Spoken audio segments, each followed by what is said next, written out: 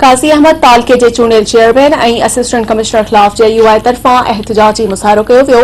UC डेड़ान जी जमियत उलमा इस्लाम जे चूंडियल counsellor Akhtar Hussain Chandio, Jamiat उलमा इस्लाम तालके काज़ी अहमद जे अॻवान एहसानुल्लाह चांडियो, हाफ़िज़ हाशिम चांडियो, ग़ुलाम मुस्तफ़ा चांडियो, नायब जूणो बशीर अहमद चांडियो पारां PP जे चूंडियल चेयरमैन ऐं असिस्टेंट कमिश्नर काज़ी अहमद ऐं